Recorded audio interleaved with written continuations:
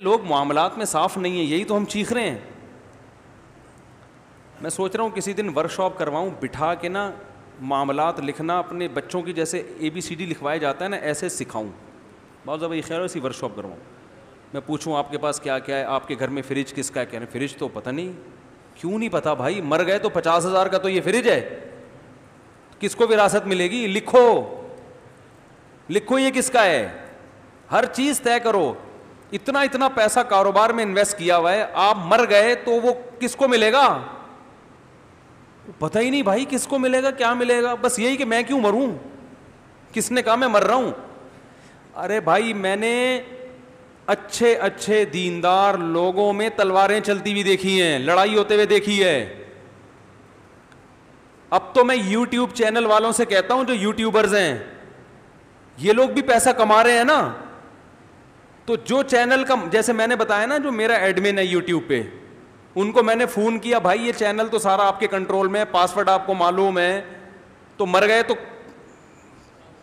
Password تو قبر میں چلا جائے گا. ٹھیک, تو بیانات کے لیے کیا دوسرا چینل بنائیں گے؟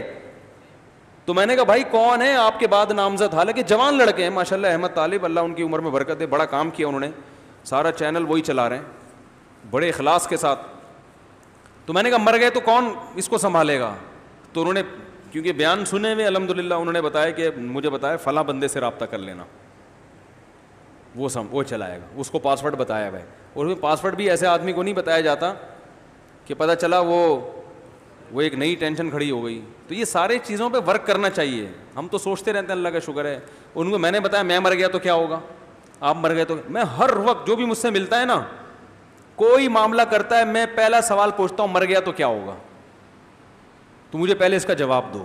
کیونکہ بڑی پیچیدہ دینداروں میں بڑی لڑائیاں ہو رہی ہیں.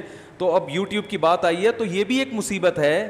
میں جو بڑے یوٹیوبرز ہیں جو پیسہ بھی ٹھیک ٹھاک کما رہے ہیں, ان سے پوچھتا ہوں تم مر گئے تو کیا ہوگا, یہ پیسہ کس کو ملے گا؟ ان کے پاس اس سوال کا جواب نہیں ہوتا. خاص طور پہ جو دیندار لوگ ہیں نا,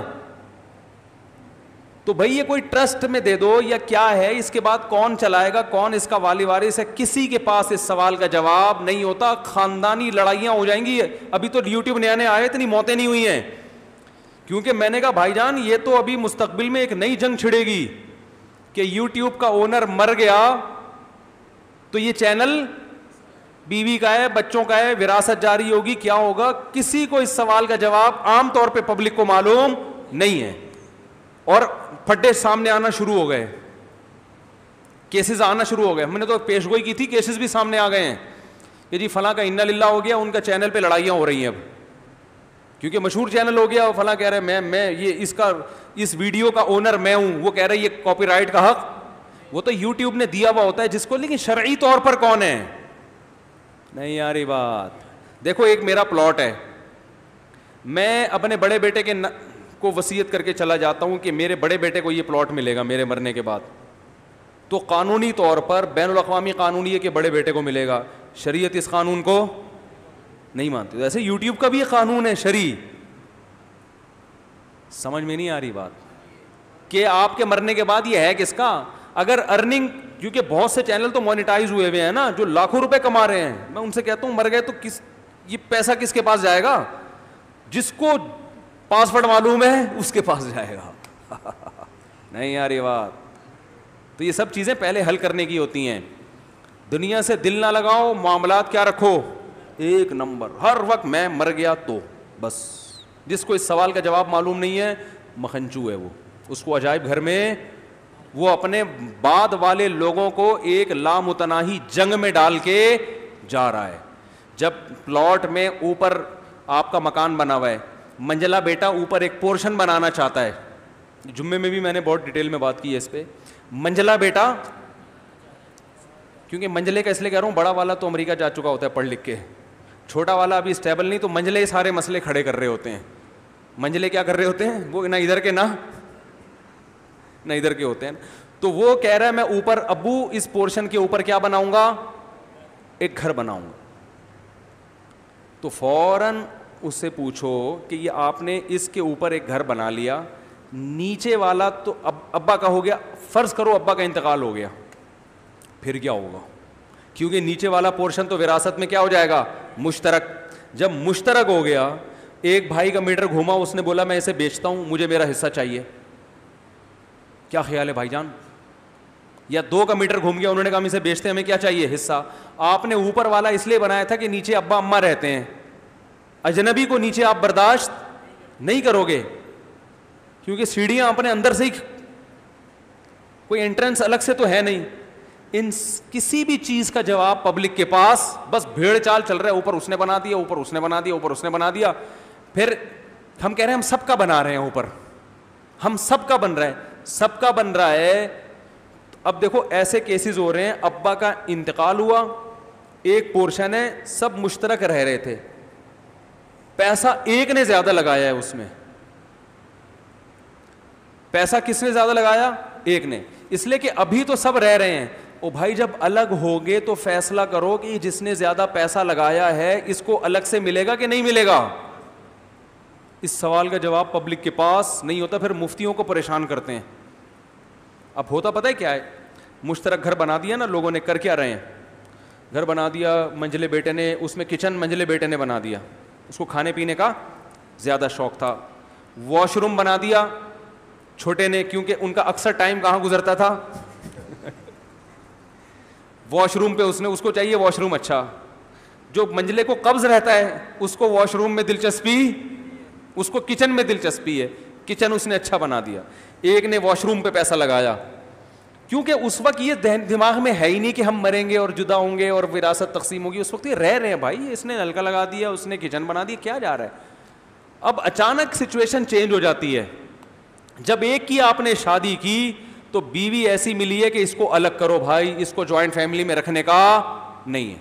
اب الگ کریں گے, وہ بولے گا میں نے لیٹرین میں اتنا پیسہ اس لیے تھوڑی لگایا تھا کہ میں کسی اور لیٹرین میں جا کے بیٹھوں.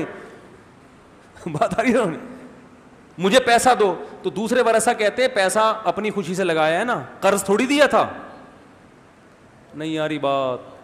تو ہم پھر اس منجلے سے کہتے ہیں, منجلہ کہتا ہے میں نے 5 لاکھ روپے لگایا اس میں. تو ہم اس سے پوچھتے ہیں لگاتے ہوئے کیا کہا تھا آپ نے؟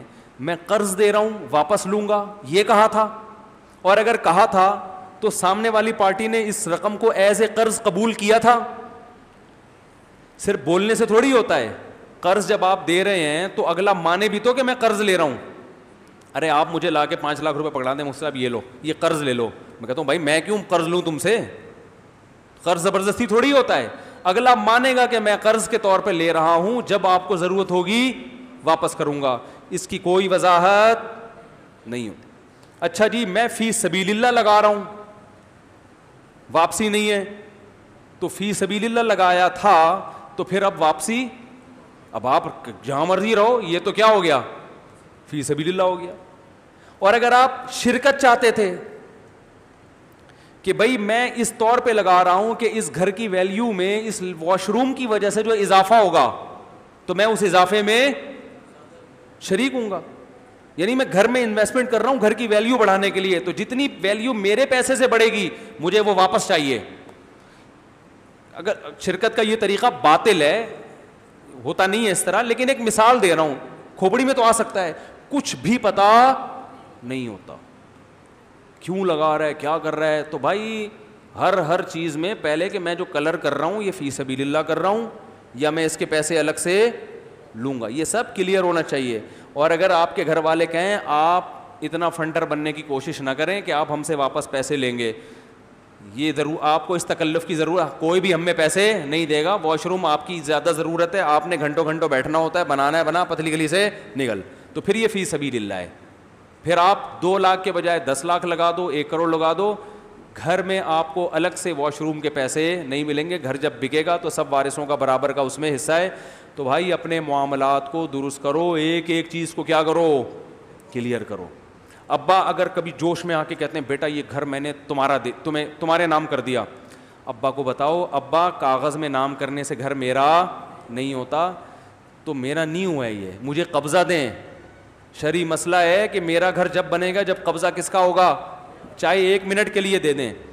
ابا کہیں گے بیٹا قبضہ کیسے دیا جاتا ہے؟ ابا یا تو سارا مکان سارا سامان بھی گھر کا مجھے دے دیں, کیونکہ جس کا سامان کسی جگہ پہ ہوتا ہے قبضہ اسی کا ہوتا ہے, شریعت میں بھی عرف میں بھی. ڈاکومنٹیشن سے نہیں ہوگا. ڈاکومنٹ میں تو بعض دفعہ دیکھو زرداری صاحب نے کتنی پراپرٹی ہے لیکن ساری اپنے نام سے ہے, بہت سے لوگوں کے نام سے ہے نا, تو کیا ان کی ہو گئی وہ؟ پھر تو ہمارے سابق صدر غریب ہو گئے. اپنے نام سے تو بہت تھوڑی ہوگی. تو نام تو بعض دفعہ صرف ایک قانونی پیچیدگیوں سے بچنے کے لیے بھی نام کروا دیا جاتا ہے. فزیکلی قبضہ ضروری ہے, نام بے شک نہ ہو, نام آپ کے ہو, ہینڈ اوور کر کے اس کو دے دیا تو اس کا ہوگا. سمجھ میں آ رہی ہے بات؟ تو جب ابا کہتے ہیں کہ یہ گھر میں نے آپ کو دے دیا, تو آپ ابا سے بولیں ابا دیکھو سچی مچی کا دو یا نہیں دو, لٹکاؤ نہیں مجھے درمیان میں. ایسا کام نہ کرو کہ میں آپ کے مرنے کے بعد کیا ہوں, کنفیوز ہوں. دینا ہے تو قبضہ دو. قبضے کا طریقہ یہ ہے کہ گھر پورا فرنیچر سامان سمیت مجھے دے دو اور آپ تھوڑی دیر کے لیے باہر چلے جائیں. یہ تکلف کرنا پڑے گا, نہیں یاری بات. اور میں گھر میں رہوں گا تو یہ 1 منٹ کے لیے بھی قبضہ ہو گیا, کس کا ہو گیا؟ میرا ہو گیا. اور اگر سامان سمیت نہیں دینا چاہتے تو پھر آپ اپنا سامان سارا گھر سے باہر نکالیں. ابا کو آئے گا غصہ کہ کیسی باتیں کر رہا ہے, تو پھر اگر غصہ آنے کا خطرہ ہے تو ابا سے بولو ابا آپ نے میرے نام کر دیا, لیکن ویسے جنرل نالج کے لیے بتا رہا ہوں کہ میرا ہوا نہیں ہے یہ, ہاں اس میں وراثت جاری ہوگی. پھر ابا کو ٹینشن نہیں دو بلا وجہ کی کہ گھر سے باہر نکلیں, گھر میں آ جائیں, سامان نکالیں, کوئی ٹینشن دینے کی ضرورت نہیں ہے. ابا سے بولیں ابا آپ ہمارے ابا ہیں, گھر بھی آپ کا ہے, آپ 100 دفعہ لکھ کے دے دیں کہ میرا ہے, یہ میرا ہے نہیں, اور اس میں بھائیوں کا حصہ ہے تو میرا نہیں ہے یہ بار بار بتاتے نا کہ خام خام میں وہ بیچارے اس خوش فہمی میں کہ میں نے بیٹے کو گھر دے دیا. سمجھتے ہو کہ نہیں سمجھتے ہو؟ تو معاملات کلیئر کرو میرے بھائی, ہر چیز میں مہر. یہ کیسز بہت آ رہے ہیں, بیگم کو میں نے پیسے دیے تھے تو میں نے تو سونا بنا کے دے دیا تھا, اب وہ مہر مانگ رہی ہے تو بھائی گولڈ دے دیا نا. تو بھائی تم نے جب گولڈ بنا کے اس کو دیا تھا یہ بتایا تھا کہ یہ مہر گولڈ کی شکل میں دے رہا ہوں, مہر تو طے ہوا تھا 10 لاکھ روپے, سونا آپ 10 تولے اس کو دے رہے ہو تو بتاؤ تو یہ مہر ہے. بتائے بغیر دو گے تو یہ گریبی ہے, گریبی, یہ مہر نہیں ہے. وہ سمجھ رہی ہے میرے شوہر نے گفٹ دیا, اب بعد میں مہر کے پیسے نہیں ہے تو کہہ رہے ہیں وہی مہر ہو گیا. ایسے تھوڑی ہوتا ہے.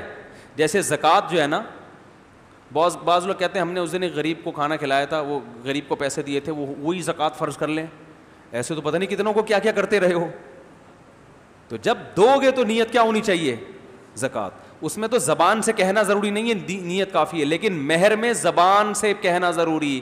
بیگم یہ جو پیسے میں دے رہا ہوں یا گولڈ دے رہا ہوں, یہ اصل میں جو کیش مہر واجب ہوا تھا وہ گولڈ کی شکل میں دے رہا ہوں. ایکسیپٹ کرتی ہے, قبول کرتی ہے, ٹھیک ہے, نہیں تو پھر ٹھیک ہے میں یہ کیش کرا کے پیسے دے دوں گا. آپ کو عزت راس, ہم سونا دے رہے ہیں آپ کو, آپ جو ہے نا وہ کرنسی مانگ رہی ہے اور ڈی ویلیو ہو رہی ہے. تو معاملات کیا ہونے چاہیے میرے بھائی؟ کلیئر. ایک ایک چیز. قرضہ کسی کا واپس کر رہے ہو تو بتاؤ کہ یہ قرضہ ہے, ورنہ یہ بھی ہو رہا ہے میں نے تو تجھے دے نہیں دیے تھے اس دن 1 لاکھ روپے, اب کیا مانگنے آ رہا ہے؟ او بھائی وہ تو میں سمجھ رہا تھا ویسے ہی مجھے ویسے ہی کھلائے ہیں, تو نہیں ہے بس.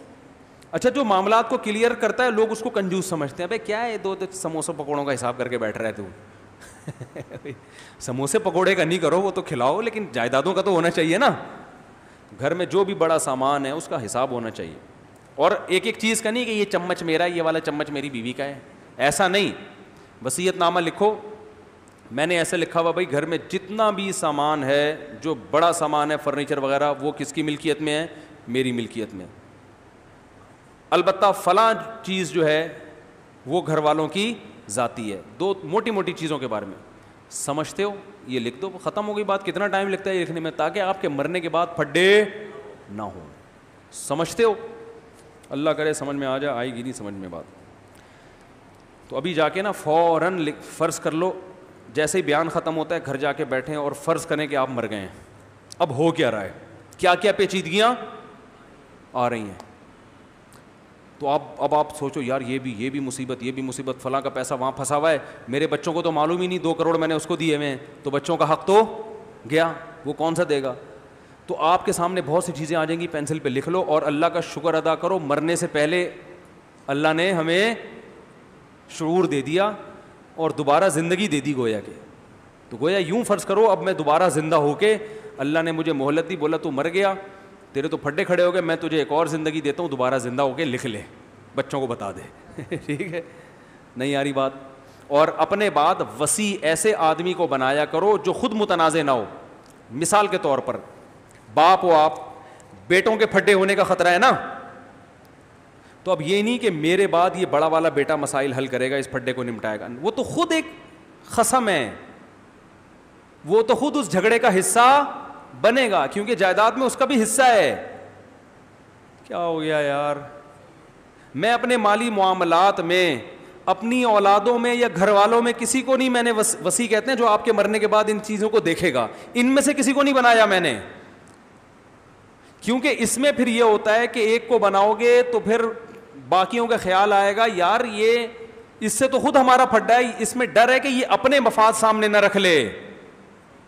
نہیں یاری بات. مثال کے طور پر فرض کرنے میں کوئی پابندی نہیں ہے, 4 بیویاں ہیں آپ کی, فرض کر لو آپ نے چاروں کو مہر دینا ہے, 1-1 لاکھ روپے بانٹنا ہے. وہ چاروں کا مہر آپ نے وصیت کی 4 لاکھ اور ایک بیوی کے پاس رکھوا دیے کہ میں مر گیا تو باقی 3 اس سے وصول کر لیں. یہ آپ کے احمق ہونے کی نشانی ہے. نہیں یاری بات. یہ آپ نے باقی 3 کو کیا کر دیا, مصیبت میں ڈال دیا. اب پتہ نہیں وہ دے نہ دے, وہ کہیں گے یار یہ کیا مصیبت ہے. وہ ہو سکتا ہے بتائے نہ بتائے, کیونکہ وہ خود کیا ہے, خصم ہے نا, وارث ہے, چاہے وہ کتنی نیک ہو سکتا ہے وہ دے دے. تو اسی طرح جب وصیت کی جاتی ہے تو جو خود اس میں انوالو ہوں گے نا, جن کو ملے گا, نہ ان کے علاوہ 3rd پرسن حل کرے گا جس کا کوئی مفاد نہیں ہوگا. وہ دیکھے گا بھائی کس کو کیا دینا ہے. لوگ بڑے بیٹے کو بنا کے چلے جاتے ہیں, بڑے بیٹے کے تو چھوٹے بھائیوں سے ویسے اختلافات ہوتے ہیں, چھوٹے بھائیوں کو تو بڑے پر ویسے ہی ہوتا ہے یار یہ ابا کی یہ بڑا تھا تو پتہ نہیں چھپا کے نہ بیٹھا ہوا ہو, بتا نہ رہو. ایسے کیس آئے ہیں, ایک خاتون نے کہا ہمارے ابا کا انتقال ہوا تو لاکر میں کیا ہے, وہ لاکر کا پاسورڈ ابا بڑے بیٹے کو دے کے گئے تھے کہ تو میرے مرنے کے بعد لاکر کھولے گا. اب پتہ نہیں یہ بتا ہی نہیں رہا کہ کتنے پیسے, سب کے سامنے کھول نہیں رہا وہ. میں نے کہا ابا نے حماقت کی ہے. کیا کیا بھائی, پاسورڈ ابا بڑے بیٹے کو دے کے چلے گئے. بے شک وہ نیک ہو, لیکن شیطان کو بدگمانی پھیلانے کا موقع مل گیا. 3rd پرسن کو دے کے جائیں جس پہ اعتماد ہو. تو یہ